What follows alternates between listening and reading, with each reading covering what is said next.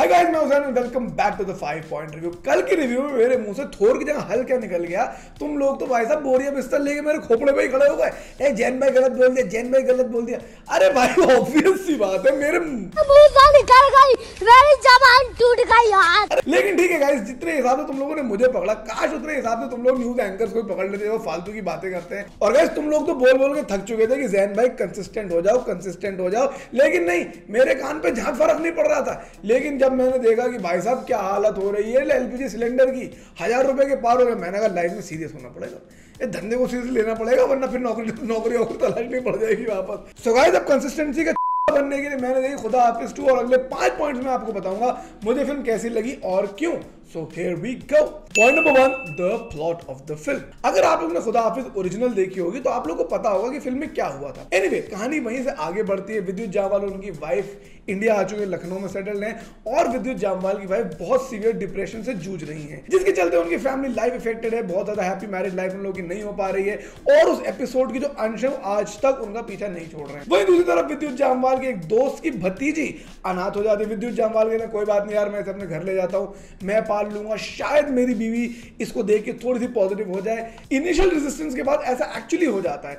These three become a very good family and they start leading a normal family life। लेकिन नहीं, अगर यहाँ से सब सीधा सीधा चल रहा हो तो भाई साहब सीक्वल बनाने की जरूरत क्या थी? तो पहली फिल्म के बाद ही ताली बजा के पीट देते, वाह वाह वाह, वेरी हैप्पी लाइफ। यहाँ पर क्या होता है कि उनकी बेटी किडनैप हो जाती है और वहां से विद्युत जामवाल की लाइफ में एक नया ट्विस्ट आता है। मैंने कहा भैया ये कैरेक्टर समीर चौधरी यही पनौती है, इसी की लाइफ में कुछ ना कुछ रोज नई नौटंकी होती रहती है। और कहीं ना कहीं मुझे पूरा यकीन है कि विराट कोहली का जो फॉर्म है वो भी इसीलिए क्योंकि कहीं ना कहीं समीर चौधरी के साथ सेल्फी खिंचाता हुआ पकड़ा गया होगा वो। खैर, वहां तो शुरू होता है अपनी बेटी को खोजने का सिलसिला, जिसके लिए विद्युत जामवाल पूरे तत्पर है, कुछ भी हो जाए, किसी भी हद तक जाना पड़े, I will get my daughter back. Now let's be very honest, ये प्लॉट थोड़ा सा पुराना है। These revenge stories, these search for a missing person is slightly old, but what makes this film different is director Farrokh Kabir's treatment. Full on gore और violent treatment दिया इस film को, और बहुत सारे dark elements हैं इस film के अंदर। In my opinion, the plot की treatment actually makes the film better than the original one, which is a very rare thing in Bollywood. हमारे यहाँ तो यही होता है भाई, फिल्म अच्छी आती है, उसका सीक्वल बनाते फिल्म टट्टी आ जाती है।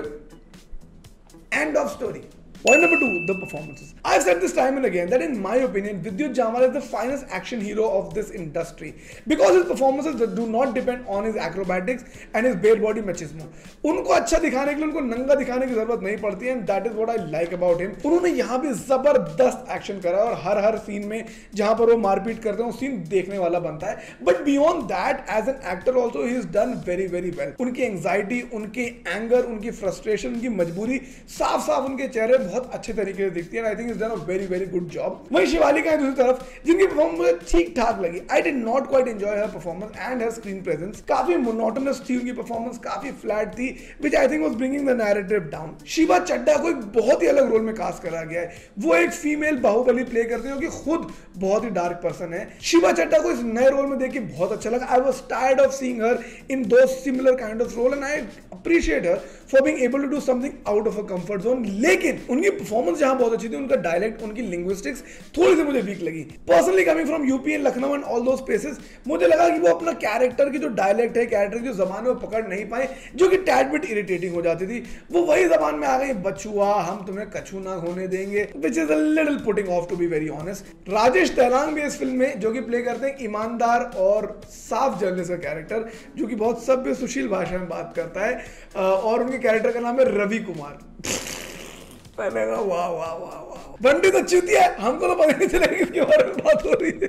But let's be honest, largely विद्युत जामवाल अपने कंधों पे परफॉर्मेंस को खींचते हैं और उनकी परफॉर्मेंस मुझे ठीक ठाक लगी। Point number 3, the music of the film. Surprisingly film का म्यूजिक बहुत अच्छा है। एक्शन सीक्वेंसेस में जो म्यूजिक बजते हैं, जो वोकल्स बजते हैं, वो काफी इंटरेस्टिंग है और वो पूरे नैरेटिव को एक अच्छा सा उभार देते हैं। म्यूजिक फिल्म की मुझे अच्छी लगी, which is a very rare thing in Bollywood these days. Music again like या तो रिक्रिएटेड होती है या तो किसी पुराने गाने को नया गाना बना देते हैं। यहां पर ओरिजिनल म्यूजिक है, जो कि मुझे जेन्युइनली अच्छी लगी। Point number 4, the cinematography of the film. बहुत रेयरली एक एक्शन फिल्म ऐसी देखने को मिलती है जहां पर सिनेमेटोग्राफी जेन्युइनली बहुत इंटरेस्टिंग हो। यहां पर भी फ्रेम्स अच्छे बनाए गए हैं, कलर स्कीम्स का इस्तेमाल अच्छा करा गया है। आप ओवरऑल जब आप एक फिल्म देखते हैं आपको फिल्म का ग्रैंडियर महसूस होता है, बिकॉज बहुत सिंपल फ्रेम्स है, बहुत सिंपल लोकेशंस हैं और बहुत इंटरेस्टिंगली उसे शूट करा गया है। एक एबेटॉयर के अंदर यानी कि कसाई बाड़े के अंदर का सीक्वेंस है, एक जेल के अंदर का सीक्वेंस है, ये सब सीक्वेंस बहुत ही ब्यूटीफुली शॉट है। So hats off to the cinematographer as well. Point number 5, the pace and the climax. Film का पहला 30-35 मिनट एब्सोल्युटली अनबेरेबली स्लो है। समझ में आ गया भाई साहब की बीवी डिप्रेस है, मन नहीं लग रहा है, शादी अच्छी नहीं चल रही, 30-35 मिनट लगाए ये बात समझाने के लिए कि भाई साहब ऐसा मैटर चल रहा है। अरे समझ में आ गया, 5 मिनट के अंदर समझ में आ गया था भाई, इतना ज्यादा टाइम बर्बाद करा, मेरे पूरे पॉपकॉर्न खत्म हो गए पहले 30 मिनट में। अब बाकी की जब फिल्म जब अच्छी चल रही तब मैं खाली बैठा हूं, चुम्मा चाटी करते हुए देख रहा हूं। थोड़ा सा पेस बना के चलना चाहिए था यार। And now coming towards the climax of the film.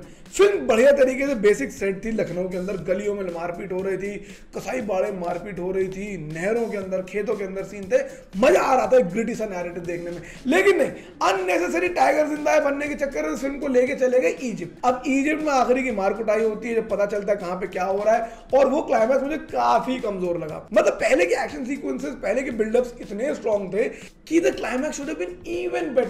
बहुत सिंप्लीफाइड क्लाइमैक्स कर दिया, छोटे से मारपीट गन फाइट के बाद वो सब जो होना था हो जाता है, मैं आगे नहीं बताऊंगा क्या होता है। सो क्लाइमैक्स और फर्स्ट हाफ अगर हटा दे, फिल्म काफी इंटरेस्टिंग है। It is a good sequel. अगर आपको खुदा हाफिज पसंद आई थी तो आपको ये फिल्म और ज्यादा पसंद आएगी। वायलेंस एक नॉच ऊपर है, गोर एक नॉच ऊपर है, विद्युत की परफॉर्मेंस 1-2 नॉच ऊपर है, एंड ओवरऑल एक अच्छा नैरेटिव फिल्म बना लेती है। So in my opinion I would like to give it 3.5 stars out of 5। जो मैंने नंबर काटे वो मैंने आपको बता दिया है। बाकी कल मोस्ट लाइकली मैं फिर आऊंगा रणवीर वर्सेस वाइल्ड का रिव्यू लेकर, क्योंकि लाइक आई सेड अब मेरा नया टाइटल है कंसिस्टेंट के 14।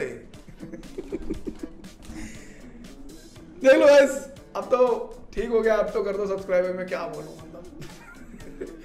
सो guys, bye bye, love you, miss you, take good care.